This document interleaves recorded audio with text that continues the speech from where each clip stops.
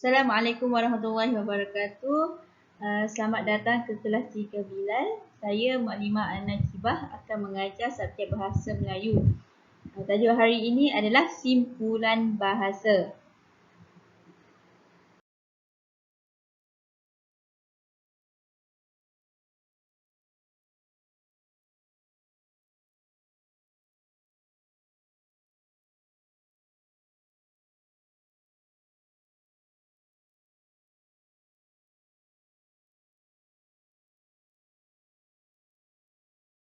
Tema kita pada minggu ini masih lagi dalam kekeluargaan. Tajuk Siapa Pantas. Boleh buka buku teks muka surat 5. Objektif pembelajaran kita pada hari ini adalah bercerita menggunakan simpulan bahasa. Boleh rujuk dekat buku teks muka surat 5. Sama-sama kita membaca arti teks cerita di muka surat 5. Siapa pantas? Nabila dan Nasri sedang beradu kepantasan membina bangunan dengan blok plastik. Mereka dibantu oleh ibu dan ayah. Nabila ni yang berbaju ungu, manakala Nasri berbaju hijau. Kita baca perbualan antara mereka. Wah, cepatnya abang. Kalau begitu, kemenangan tentu dalam tangan abang.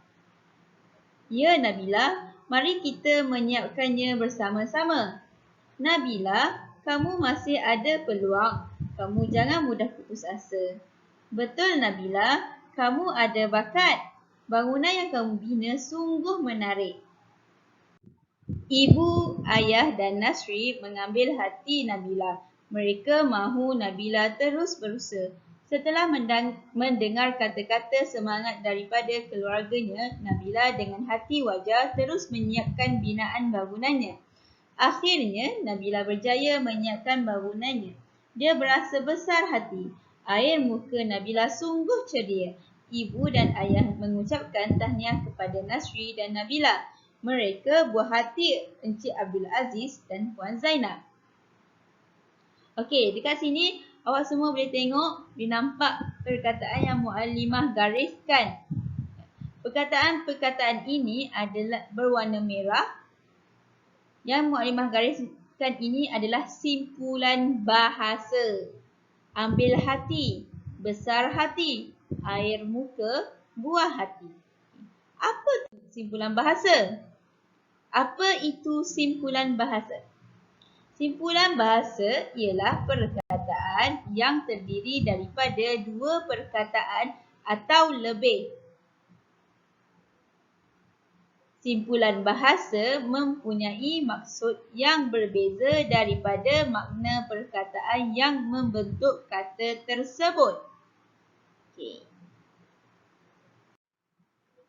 Contoh simpulan bahasa yang terdapat dalam buku teks yang dalam perbualan tadi adalah perbualan antara Nasri dan Nabila adalah dalam tangan. Maksud dalam tangan adalah sudah tentu dapat. Yang kedua, ada bakat. Maksudnya mempunyai kebolehan. Yang ketiga, ambil hati. Maksudnya membuat sesuatu yang mengembirakan orang. Yang keempat adalah hati wajar. Maksudnya bersemangat. Seterusnya, besar hati. Maksudnya gembira. Air muka maksudnya riak wajah seseorang. Raut wajah. Buah hati. Maksudnya orang yang dikasihi. Okey, kalau kita tengok dalam buku teks muka surat 5 ni, antara simpulan bahasa yang kita nampak adalah dalam tangan. Maksud dia sudah tentu dapat. Ayat dekat sini, wah cepatnya abang. Kalau begitu, kemenangan tentu dalam tangan abang. Okay. Dalam tangan sudah tentu dapat. Sudah tentu dapat menang. Confirm menang. Okay. Yang kedua adalah ada bakat.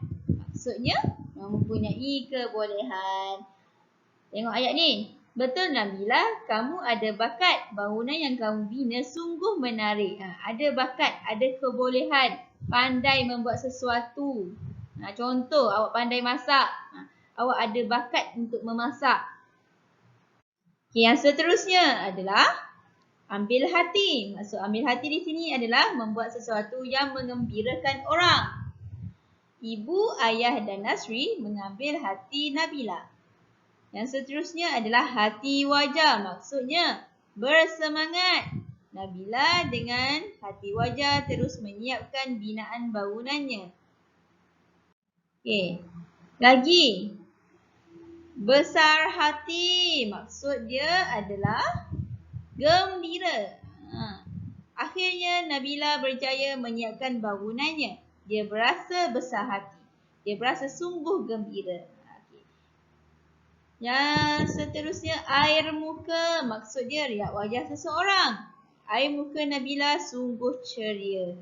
Muka kita ni nampak sedih ke, nampak gembira ke, nampak suram ke, nampak sayu ke, nampak marah ke. Kalau kita marah macam ni. Kalau kita sedih, nampak sedih muka kita. Okay. Nampak gembira mesti kita selalu senyum. Okay. Yang terakhir simpulan bahasanya adalah buah hati, orang yang dikasihi. Mereka buah hati Encik Abdul Aziz dan Puan Zainab. Mereka di sini merujuk kepada Nasri dan Nabila.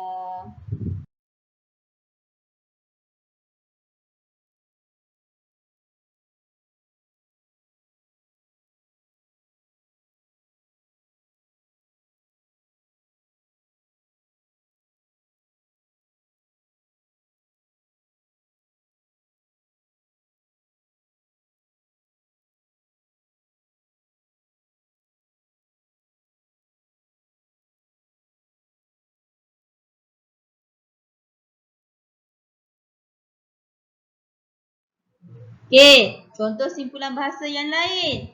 Contohnya yang pertama, alas perut. Makanan yang dimakan untuk sementara waktu sebelum makan. Makanan yang mengenyangkan. Contoh ayatnya adalah Alif makan sekeping roti sebagai alas perut sebelum ke sekolah. Alas perut ni, kita tak nak bagi perut kita sakit. Kita makan dulu sikit, minum air dulu, alas perut. Sebelum ke sekolah, sebelum makan makanan berat.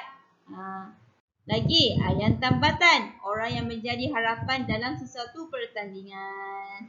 Contoh ayat, Mursi telah menjadi ayam tambatan dalam pasukan bola sepak. Ayam tambatan ni orang yang paling terror lah main sesuatu. Pro, paling pro. Dia kalau dia main, confirm menang kumpulan dia. Itu dimaksudkan ayam tambatan. Menjadi harapan orang. Menjadi harapan pasukannya. Kita panggil ayam tambatan. Okay. Banyak mulut.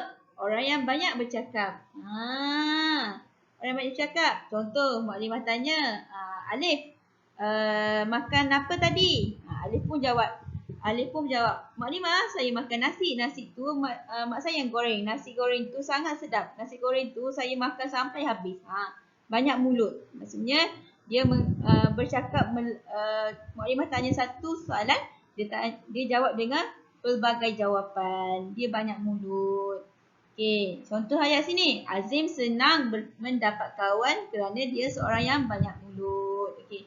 Yang seterusnya adalah batu api. Orang yang suka menghasut. Maksudnya orang yang suka menghasut. Contoh ayat adalah Hana menjadi batu api antara Malia dan Zahira sehingga hubungan persahabatan mereka renggang. Okey, yang ketiga, yang seterusnya adalah bekas tangan. Hasil kerja tangan seseorang. Okey, contoh ayat. Hasil bekas tangan Ibu Iris sangat cantik. Okay. Yang seterusnya, berat tulang.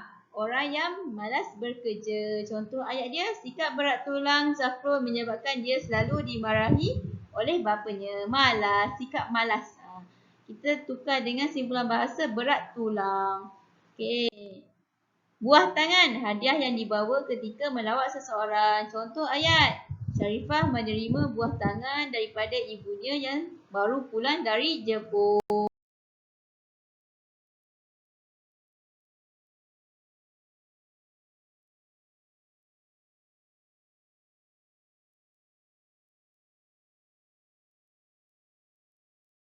Terima kasih. Jumpa lagi. Assalamualaikum.